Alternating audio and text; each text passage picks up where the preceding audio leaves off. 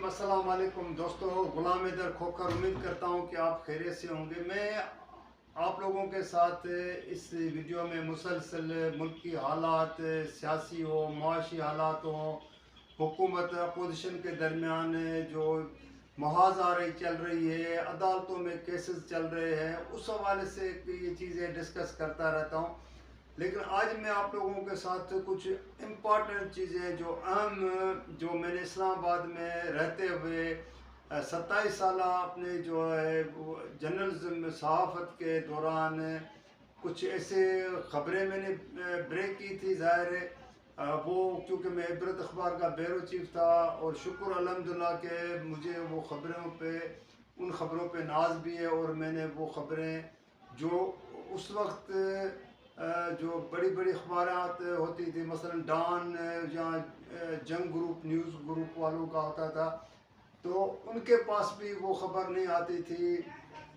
ये मैं इबरत अखबार का रिकॉर्ड के हवाले से बात बता रहा हूँ। अब मैं अपनी कोई तारीफ़ तो नहीं कर रहा हूँ, लेकिन क्योंकि वो कहते हैं जब इंसान वो कुछ चीज़ें अपने उस दौर में या अपनी ज़िंदगी में कुछ कर लेता है तो वो फिर शेयर की जाती है। जैसे लोग अपने वो बुक्स लिखते हैं, अपनी यादाश्त उसको अपने उसमें बुक में वो जो है ना वो महफूज कर लेते हैं। तो मैंने आज सोचा कि मैं क्यों ना वो चीज़ें जो मैंने उस वक्त ब्रेक, अब ज़ाहिर अखबार में तो ब्रेक तो नहीं होती है, लेकिन जगह किसी और अखबार में वो नहीं हो कोई ख़बर होती तो ज़ाहिर है फिर वो तो उस अखबार के लिए तो बड़ी ख़बर थी और ब्रेकिंग न्यूज़ के हवाले से थी। ये तो आप भी बेहतर जानते। तो दोस्तों बात ये है कि जब जनरल परवेज़ मुशर्रफ ने 12 अक्टूबर 1999 को नवाज शरीफ को वज़ारत उज़्मा से, वज़ीर अज़म के ओहदे से जब हटाया था, और उसके बाद एक साल तकरीबन हो गया था, तो मुल्क के सदर जो थे रफ़ीक तारड़ थे। अब उसी दौरान जनरल परवेज़ मुशर्रफ को उस वक्त जो भारतीय वज़ीर अज़म अटल बिहारी वाजपेयी थे, उसने उसको इंडिया के, भारत के दौरे की दावत दी थी। तो परवेज़ मुशर्रफ के पास army chief, chairman, joint chief of staff committee के चेयरमैन और मुल्क के चीफ एग्जीक्यूटिव के ओहदे उसके पास थे। लेकिन क्योंकि एक जो प्रोटोकॉल होता है उसमें फिर सदर, उसके पास सदर का ओहदा नहीं था, तो उसको वहाँ पे जो इंडिया में वो एक प्रोटोकॉल नहीं मिलना था उस हिसाब से। तो इसने उस वक्त फैसला किया था कि रफ़ीक तारड़ की छुट्टी करा के और वो मुल्क का सदर भी बन जाए। मैंने 4 टोपियाँ उसने पहनने का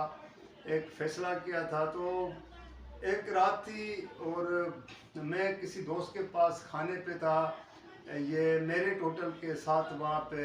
मेरे दोस्त की रहायशगाह थी। तो वहाँ पे तकरीबन रात के कोई 11:30-12 बजे का टाइम था। तो अचानक मुझे एक दोस्त ने मुझे फ़ोन किया। मेरे जो सोर्सेज थे उस वक्त, उनमें उन लोगों ने, मुझे एक दोस्त ने कहा कि आप अगर करीब हैं तो आप फ़ौरन पार्लियामेंट हाउस के सामने पहुंच जाए। तो मैंने कहा इस वक्त रात के टाइम पे रात को यहाँ पे पहुँचना खैरियत है। उन लोगों ने, मेरे सोर्सेज ने ये कहा कि अगर आप पहुँच सकते हैं तो ये आपके लिए बहुत बड़ी ख़बर होगी। अब ज़ाहिर है एक तरफ मुझे वो ख़बर, जब सहाफ़ी को ख़बर पता चल जाए तो वो तो फिर न रात को देखता है न दिन को, कोई धूप होती है, कोई बारिश में, कोई सर्दी गर्मी, उसके लिए वो चीज़ें नहीं होती है। लेकिन साथ में जिसके पास बैठा था खाने पे, अब वहाँ पे उठना भी एक मेरे लिए बड़ा वो जो ना कहते हैं कि फैसला करना बड़ा मसला था कि अब मैं करूँ तो करूँ क्या। तो खैर मैंने फिर उस दोस्त को मैंने कहा कि अब मेरे लिए ये मसला है, तो अगर इजाज़त हो तो मैं, क्योंकि ये इम्पॉर्टेंट है, मुलाकातें तो होती रहती हैं। तो दोस्तों फिर वो मैं खैर वो आपको पता है कि मेरिट होटल पार्लियामेंट हाउस का रास्ता जो है कोई मिनटों में है, कोई तय होता है, चाहे पैदल भी चला जाए या गाड़ी में। तो मैं वहाँ पहुँचा तो चंद ही मिनटों के बाद 2-3 ट्रकें जो है सामान से भरी हुई रात को 12 बजे जो है ऐवान सदर से निकल के ये पार्लियामेंट हाउस के गेट से वो जब जा रही थी, तो मेरे दोस्त ने कहा कि ये देखो ये सामान किसका जा रहा है। تو مجھے تو ذہن میں بھی نہیں تھا اس طرح. میں نے کہا مجھے کیا پتا ہے کون ہے. تو اس نے کہا کہ رفیق تارڑ کی چھٹی ہو گئی صدارت کے عہدے سے، اور پرویز مشرف کل دن کو صدر کا اوتھ لے گا، اور لہٰذا ابھی چند منٹوں کے بعد رفیق تارڑ بھی نکل جائے گا. اور واقعی یہی ہوا. میں پھر وہاں سے بھاگا، آ کے اپنے اخبار کو خبر دی. تو اس زمانے میں کیونکہ یہ الیکٹرانک چینل تھے نہیں، نہ سوشل میڈیا کا دور تھا، نہ واٹس ایپ کا زمانہ تھا، مطلب ماں سوائے پی ٹی وی تھا. تو میں نے وہ خبر تو ادارے کو دے دی، اور ادارے والوں نے تو پہلے تو ظاہر ہے وہ کہتے ہیں نا کہ نیوز ایڈیٹر کا کام ہوتا ہے آگے پیچھے وہ اس کے سورسز پوچھنا. میں نے سورس تو پھر نہیں بتایا، لیکن بات یہ کہ وہ جو میں نے ان کو اتنا کہا کہ میری خبر، میں نے کیونکہ خود چیزیں دیکھی ہیں شفٹنگ ہوتے ہوئے، تو اب ظاہر مجھے سورس پہ تو یقین کرنا تھا. تو خیر میں دوسرے دن صبح کو مجھے عبرت کے مالک تھے قاضی اسد عابد صاحب، تو اس کا فون آیا کہ نہ کسی انگریزی اخبار ڈان، کیونکہ ڈان بہت بڑا اخبار آپ کو پتہ ہے، پھر جنگ گروپ کا جو جنگ وہ نیوز اخبار، ان میں بھی اس طرح کی کوئی خبر نہیں تھی. مطلب کوئی کسی اس حوالے سے کوئی اس طرح کی خبر نہیں تھی، ماں سوائے عبرت اخبار میں تھی. تو اور پی ٹی وی پہ بھی معمول کی خبریں چل رہی تھی، معمول کے پروگرام چل رہے تھے کیونکہ سرکاری تھا. تو میرے سے پوچھا گیا کہ یہ تو کوئی اس طرح کی خبر نہیں ہے، لیکن آپ نے بڑی وہ خبر چلا دی اور پتہ نہیں کیا ہو جائے. تو میں نے ان کو یہ کہا، میں نے یہ کہا ہے کہ آج کے دن میں یہ ہو جائے گا. تو پھر جب تقریباً 12 بجے کا ٹائم تھا، اب میں کیونکہ اس کو اتنا لمبا نہیں کرنا چاہ رہا ہوں بات کو، تو پھر وہ سرکاری ٹی وی پہ جب اناؤنس ہوا کہ جنرل پرویز مشرف نے رفیق تارڑ کی چھٹی کرا دی ہے صدارت کے عہدے سے، اور خود جو ہے صدر کا اوتھ لینے والا ہے، تو بہت بڑا ادارے میں بھی ہے کہ وہ کہتے ہیں کہ جیسے جشن کا سما ہو جائے. اور پھر مجھے فون شون کالیں آنے لگی کہ بہت آپ نے وہ خبر دی. تو اس طرح پھر مطلب باقی چیزیں بھی میں آپ سے بات کروں. جیسے جنرل پرویز مشرف جو ہے ملک میں اپنا صدارتی ریفرینڈم کا فیصلہ کیا. اب صدارتی ریفرینڈم کی میں بات آپ کو بتاؤں تو یہ ایک اتفاقاً کیا تھا. اتفاقاً اس طرح تھا کہ جنرل پرویز مشرف کی دعوت کی تھی یہ میرٹ ہوٹل کے جو بلکہ یہ جو جتنی بھی پی سی ہوٹل ہیں میرٹ اسلام آباد یا باقی جو ہیں، اس کا جو مالک ہے صدر الدین ہاشوانی، اس نے اپنے مرکلہ کے پہاڑوں کے ساتھ اس کا گھر ہے. کسی زمانے میں وہ گھر ایوب خان اس کے بیٹے گوہر ایوب کا تھا. تو اس میں وہاں پہ کیونکہ اس نے ہاشوانی نے صدر الدین نے وہ گھر جو خریدا ہوا تھا، تو اس نے دعوت دی، اور مجھے بھی کسی دوست کے ساتھ اس دعوت میں جانا پڑا. تو تقریباً یہ رات کا 8 بجے کا زمانہ تھا، کا وقت تھا. تو کیونکہ اس میں مختلف ملکوں کے جو غیر ملکی ان کے ایمبیسیڈر جو سفارتکار وہ بھی تھے، اور مشرف کیبنٹ کے کچھ وزیر بھی تھے. تو وہاں گپ شپ چل رہی تھی، کھانا پینا وہ جو آپ کو پتہ ہے پارٹیوں میں جس طرح چلتا ہے. تو جنرل پرویز مشرف اپنے پروٹوکول کے ساتھ جو ہے نا وہ وہاں پہ کھڑے ہو کے، یہ صدر الدین ہاشوانی تھے اور کچھ ایمبیسیڈرز کو یہ بتا رہا تھا کہ بلکہ اس نے طارق عزیز کو یہ کہا کہ آپ نے انفارم کر دیا، کیونکہ اس کا وہ سیکٹری تھا، اور بلکہ سب کچھ جو اسی کا وہی تھا،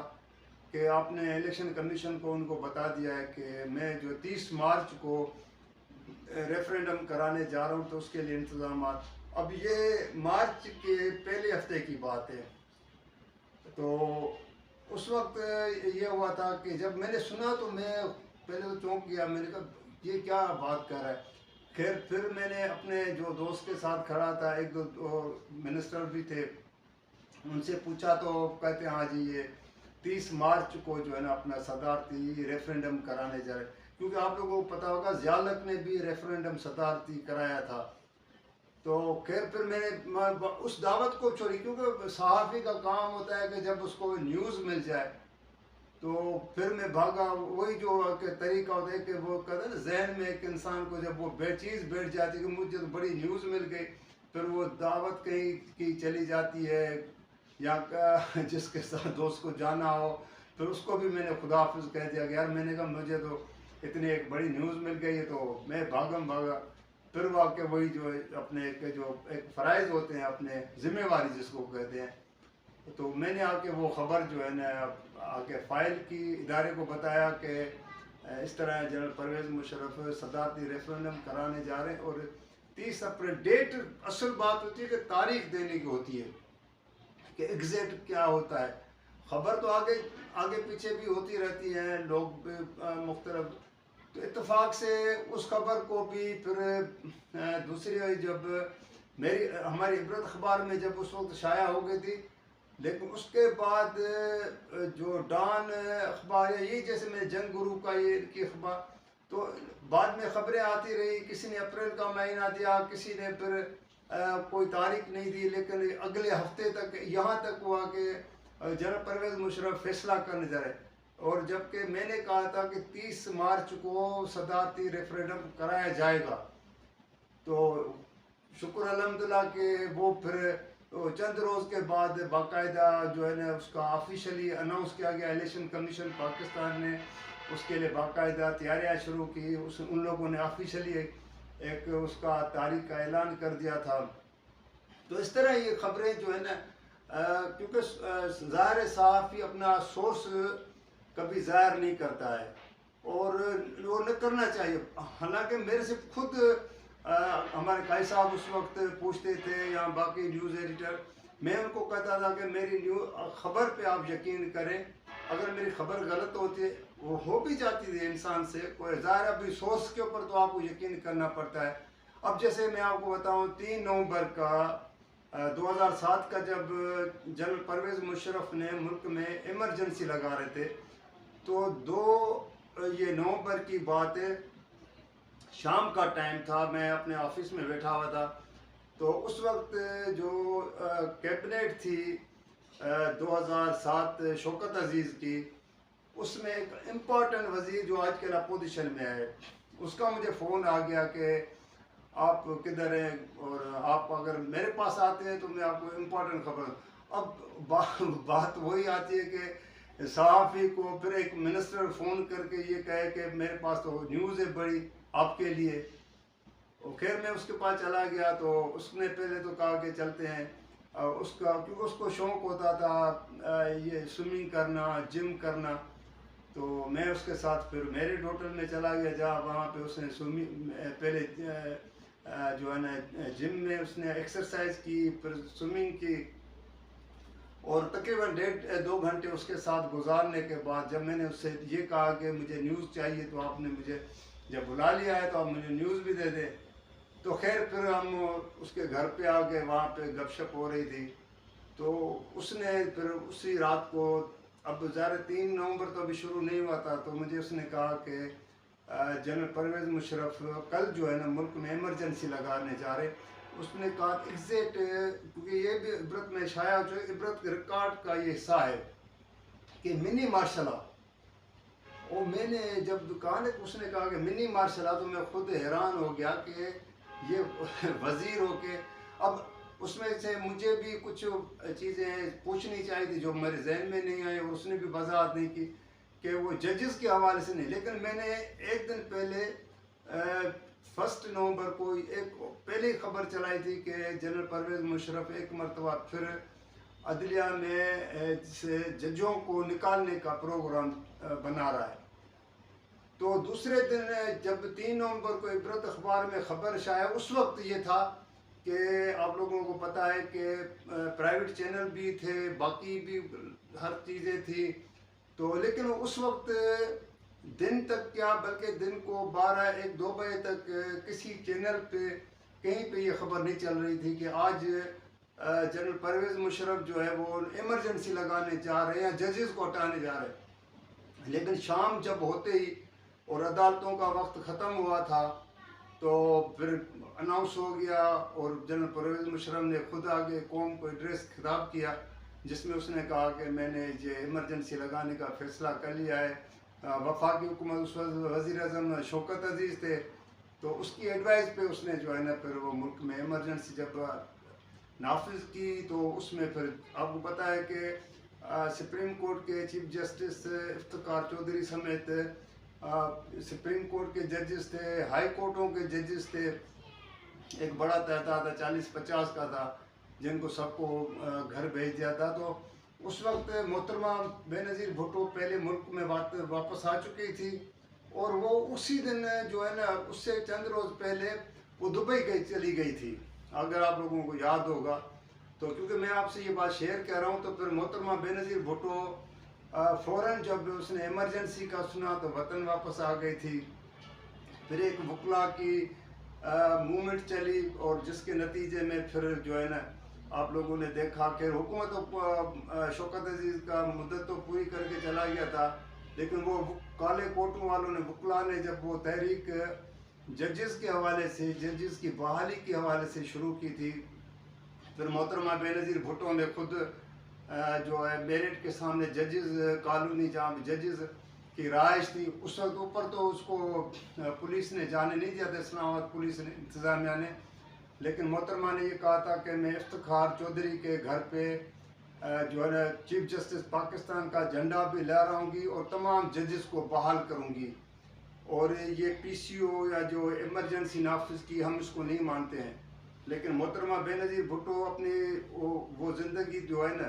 تو اپنی جس کی جتنی تھی وہ تو اس دنیا سے چلی گئی تھی، لیکن بعد میں پیپلز پارٹی کی حکومت 2008 میں آئی، اور پھر ظاہر بعد میں جس طرح ججز کو بحال کیا گیا تھا، وہ کس طرح ایک تحریک تھی، اور اس میں اس تحریک کا جو ہے جو قیادت کرنے والا تھا وہ نواز شریف تھا، نواز لیگ کے سربراہ تھا، چودھری اعتزاز حسن جو وکلا کی تحریک کا سربراہ بھی تھا، قیادت کرنے والا تھا. تو وہ ایک موومنٹ چلی تھی. تو اس کے بات آپ لوگوں سے جو میں شیئر کر رہا ہوں کہ اس وقت جو ملک کے حالات ہیں کہ حکومت اور عدلیہ کے درمیان جو محاذہ رہی شروع ہوئی ہے، مجھے وہی 2007 والا جو ہے نا، ایک 2007 والا مجھے چیز نظر آ رہی ہے. اور 97 میں جب نواز شریف وزیر اعظم تھے جس نے سپریم کورٹ پہ حملہ کیا تھا، اور 2007 میں جب مشرف نے ایمرجنسی لگائی تھی کہ کس طرح ججز کو نکالا گیا تھا، اور ان کے اختیار پارلیمنٹ تھی لیکن وہ جس طرح اختیارات محدود کر دیے گئے تھے. تو اب بھی صورتحال یہ جو کہتے ہیں نا کہ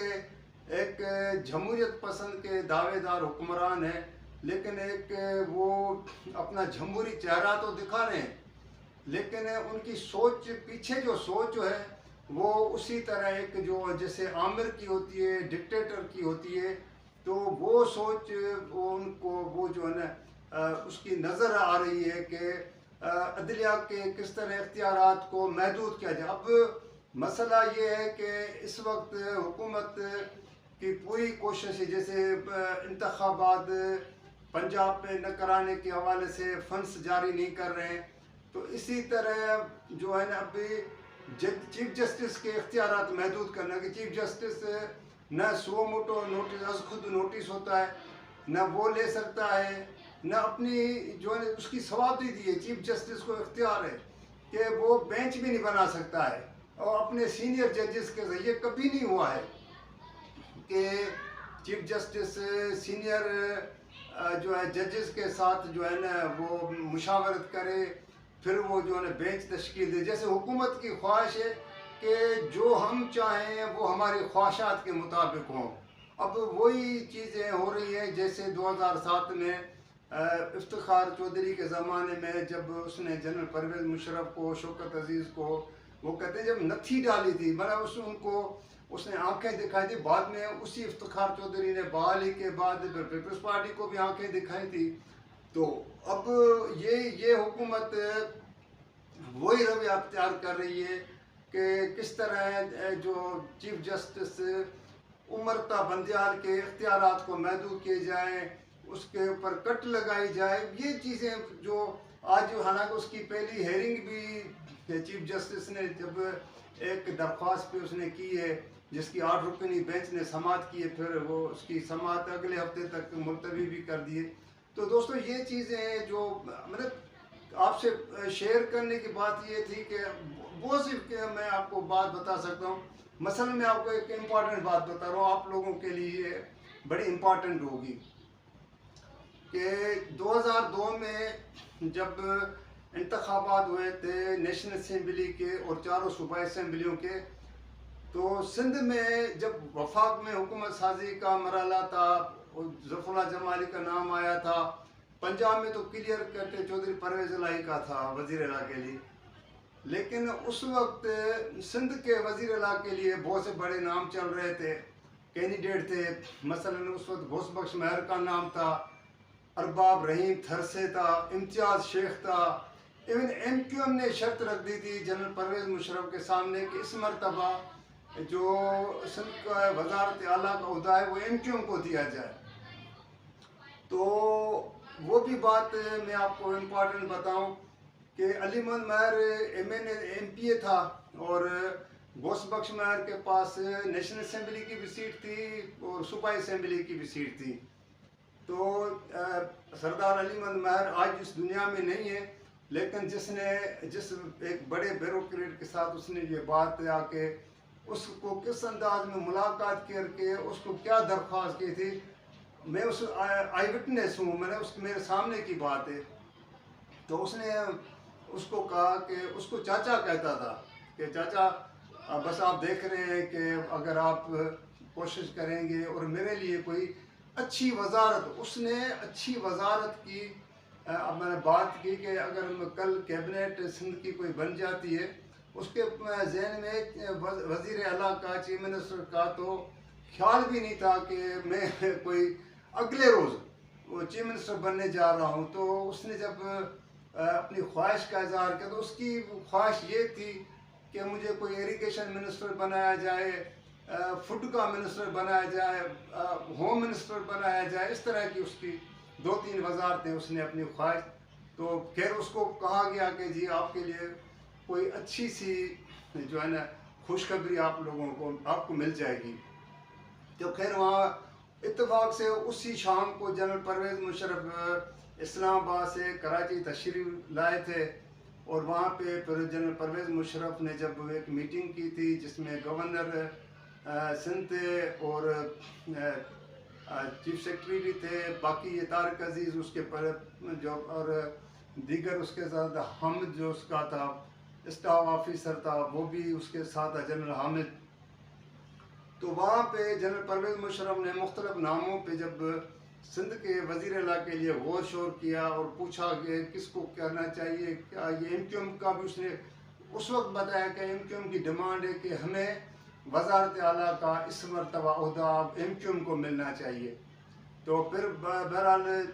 جس شخصیت نے، اب میں اس کا نام نہیں لینا چاہتا ہوں کیونکہ وہ مجھے پھر کبھی کبھی کہتے ہیں کہ مجھے ان چیزوں میں آپ جو ہے نا نہ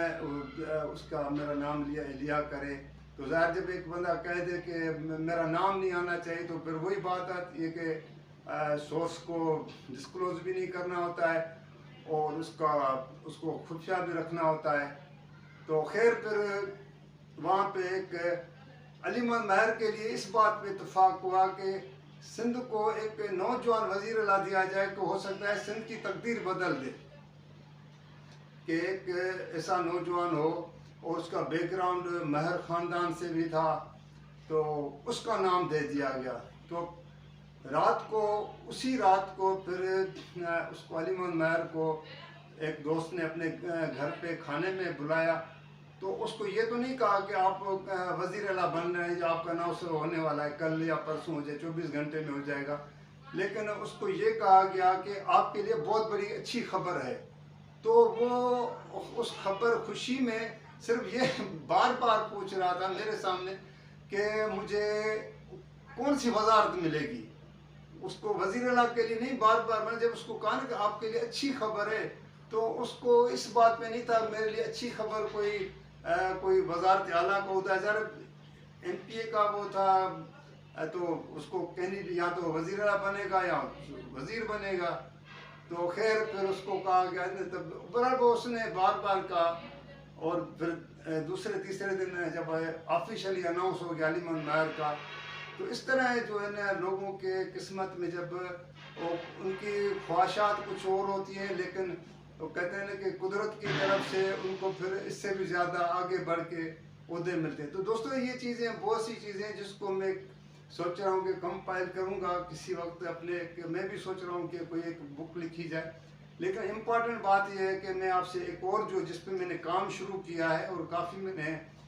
इंफॉर्मेशन भी मैंने इकट्ठे की है, वो ये है कि परवेज़ मुशर्रफ के दौर में किन खवातीन को जो है ना कि अलहदगियाँ, अपने शोहरों से अलहदगियाँ हो गई जिसको हम तलाक कहते हैं, और किस बुनियाद पे हो गई, कि उनकी वजूहत क्या थी, क्या असबाब थे, वो मैं आपसे अगली वीडियो में किसी वक्त जो है ना जब मुनासिब उन खवातीन के नाम और उनके शोहरों के नाम सब मैं आप लोगों के साथ शेयर करूंगा। तो दोस्तों अगर ये मेरी वीडियो आप लोगों को पसंद आए तो आप इसको लाइक भी कीजिएगा, शेयर भी कीजिएगा, सब्सक्राइब भी कीजिएगा, और कमेंट्स में हमेशा मैं आपसे रिक्वेस्ट करता हूँ कि आपके कमेंट्स आने चाहिए। तो अगली नई वीडियो तक के लिए इजाज़त दीजिएगा। अल्लाह हाफिज़।